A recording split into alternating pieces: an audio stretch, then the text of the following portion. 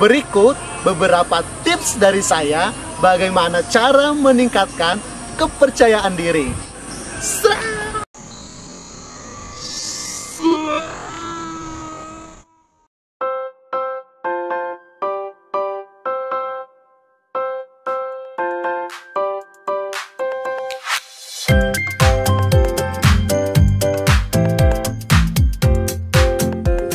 Halo sahabat Zio, welcome back to my channel Zio Official. Bagaimana kabar sahabat-sahabat semuanya? Saya berdoa semoga sahabat-sahabat yang sedang menonton video ini atau sahabat-sahabat yang belum menonton dan akan menonton video ini dalam keadaan baik dan sehat. Amin. Sahabat-sahabat Zio, pada video sebelumnya saya membahas tentang ciri dari orang percaya diri dan kurang percaya diri. Pastinya dalam pembahasan tersebut ada banyak pertanyaan-pertanyaan yang muncul dari sahabat-sahabat semua. Salah satunya, jika sahabat-sahabat ada dalam kategori orang yang memiliki ciri kurang percaya diri, maka pasti akan bertanya, apa yang harus dilakukan? Bagaimana caranya untuk menjadi orang yang percaya diri? Atau bagaimana cara saya meningkatkan kepercayaan diri saya? Untuk menjawab semua pertanyaan-pertanyaan tersebut, maka pada video kali ini saya akan membahas tentang cara meningkatkan kepercayaan diri. Kepercayaan diri merupakan salah satu aspek kepribadian yang sangat penting dan harus dimiliki oleh setiap orang. Mengapa? Karena tanpa adanya kepercayaan diri, maka akan banyak menimbulkan masalah pada diri seseorang. Jadi sahabat-sahabat cukup menghadapi masalah kehidupan yang tidak pernah ada habis-habisnya dan silih berganti setiap hari. Jangan tambah lagi dengan masalah-masalah baru, apalagi masalah dengan mantan.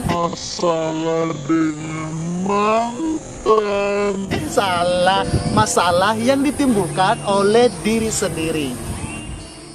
Sahabat-sahabat, ada banyak faktor yang membuat seseorang dapat menjadi pribadi yang sangat percaya diri atau sebaliknya menjadi pribadi yang kurang percaya diri.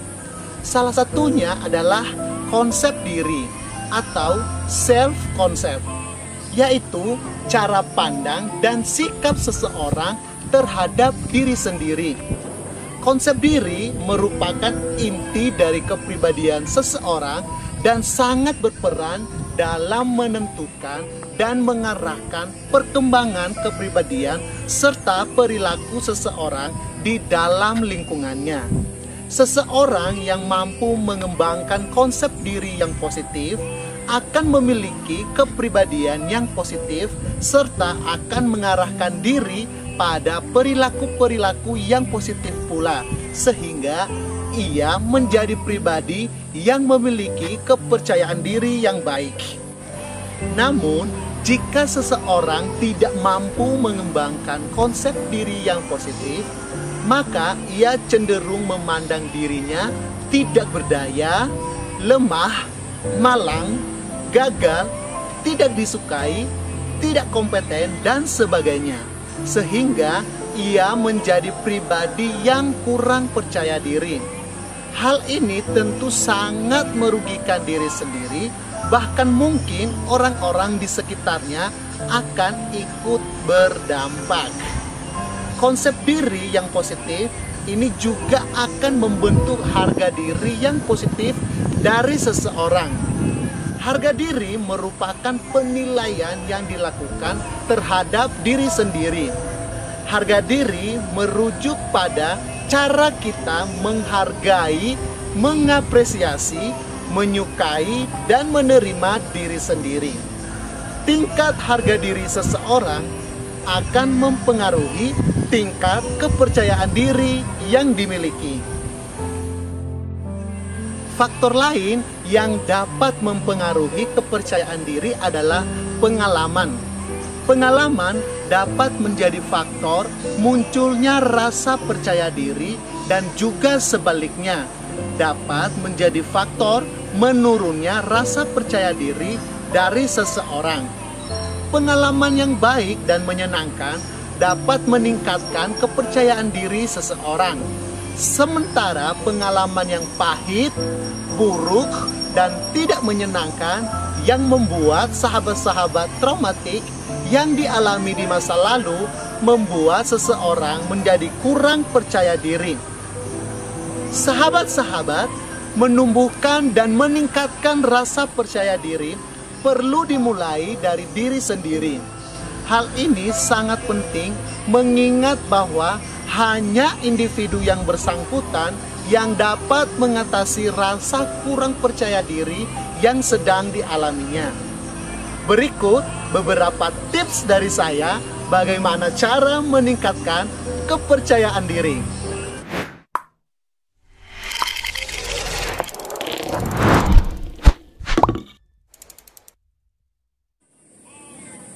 Yang pertama, menilai diri secara objektif. Belajar menilai diri secara objektif dan jujur dari segi kelebihan maupun kekurangan yang dimiliki. Sahabat dapat memulainya dengan menyusun daftar kelebihan yang dimiliki, seperti prestasi yang pernah diraih, sifat-sifat positif, potensi diri baik yang sudah diaktualisasikan maupun yang belum, keahlian yang dimiliki, serta kesempatan atau sarana yang mendukung kemajuan diri. Sahabat-sahabat menyadari bahwa semua potensi yang berharga dalam diri kita dan temukan potensi yang belum dikembangkan. Kemudian pelajari kendala-kendala yang selama ini menghalangi perkembangan diri kita, seperti pola pikir yang keliru, niat dan motivasi yang lemah, kurangnya disiplin diri, kurangnya ketekunan dan kesabaran, tergantung pada bantuan orang lain, ataupun sebab-sebab eksternal lainnya. Di samping itu, sahabat juga perlu mencatat semua kekurangan diri secara objektif. Sahabat-sahabat dapat meminta bantuan orang lain untuk menemukan kekurangan yang ada pada diri kita.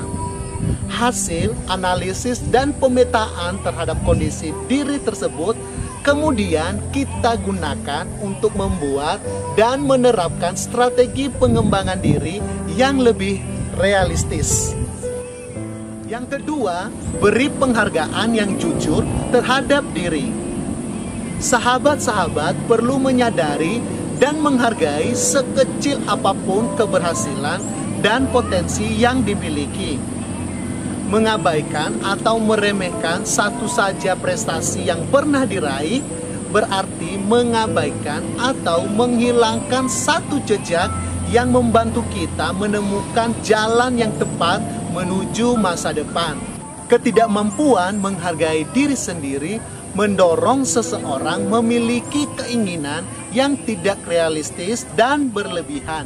Misalnya, ingin cepat kaya, ingin cantik atau ganteng, ingin populer, ingin mendapatkan jabatan dengan menghalalkan segala cara.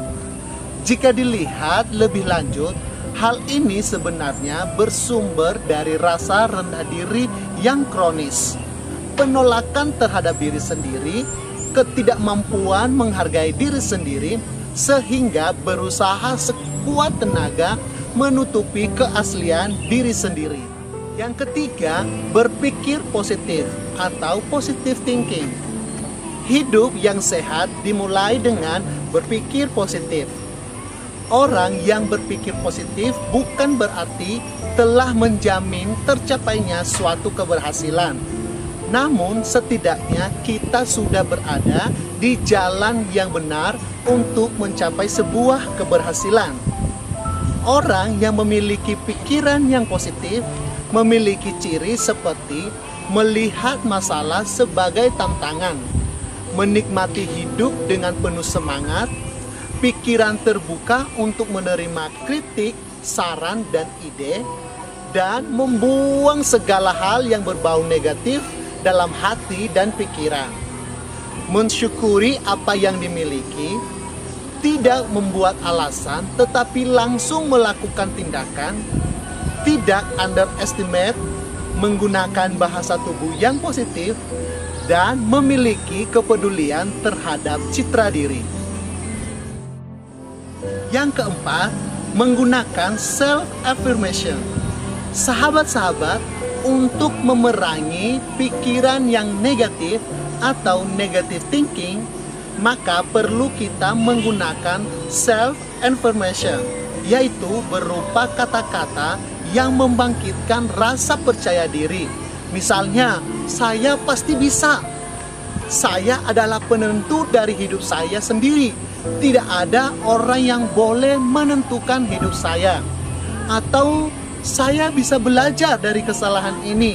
Kesalahan ini sungguh menjadi pelajaran yang sangat berharga karena membantu saya memahami tantangan. Atau kata-kata yang berupa saya bangga pada diri sendiri, dan kata-kata lain yang bersifat membangkitkan semangat. Tips yang kelima adalah berani mengambil resiko. Berdasarkan pemahaman diri yang objektif, kita dapat memprediksi resiko setiap tantangan yang dihadapi. Dengan demikian, kita tidak perlu menghindari setiap resiko, melainkan lebih menggunakan strategi-strategi untuk menghindari, mencegah, atau mengatasi resiko tersebut. Misalnya, sahabat tidak perlu menyenangkan orang lain untuk menghindari resiko ditolak. Jika kita ingin mengembangkan diri sendiri, dalam arti bukan diri seperti apa yang diharapkan orang lain, pasti ada resiko dan tantangannya. Namun, lebih buruk berdiam diri dan tidak berbuat apa-apa daripada maju bertumbuh dengan mengambil resiko. Tips yang keenam atau tips terakhir dari saya adalah belajar mensyukuri dan menikmati hidup sebagai pemberian Tuhan. Sahabat-sahabat, ada pepatah yang mengatakan bahwa orang yang paling menderita hidupnya adalah orang yang tidak bisa bersyukur pada Tuhan atas apa yang telah diterima dalam hidupnya.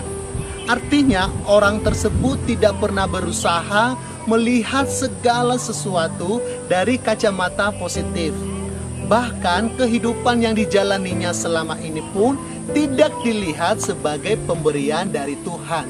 Akibatnya, ia tidak bersyukur atas semua berkat, kekayaan, kelimpahan, prestasi, pekerjaan, kemampuan dan keahlian yang dimiliki, keuangan, keberhasilan, bahkan kegagalan yang dialami, kesulitan, serta berbagai pengalaman hidup lainnya. Ia adalah ibarat orang yang selalu melihat matahari terbenam dan tidak pernah melihat matahari terbit. Hidupnya dipenuhi dengan keluhan, rasa marah, iri hati, dan dengki, kecemburuan, kekecewaan, kekesalan, kepahitan, dan keputusasaan. Dengan hal-hal seperti itu, bagaimana seorang individu dapat menikmati hidup dan melihat hal-hal baik yang terjadi dalam hidupnya? Tidak heran jika dirinya dihinggapi rasa kurang percaya diri yang kronis, karena selalu membandingkan dirinya dengan orang-orang yang membuat munculnya rasa cemburu dalam hatinya. Oleh sebab itu, belajarlah bersyukur atas apapun yang kita alami dan percayalah bahwa Tuhan pasti menginginkan yang terbaik untuk hidup kita. Baik sahabat-sahabat Zio, itu beberapa tips dari saya bagaimana cara menumbuhkan dan meningkatkan kepercayaan diri. Mungkin masih ada banyak cara lain yang efektif untuk menumbuhkan rasa percaya diri dari sahabat-sahabat semua.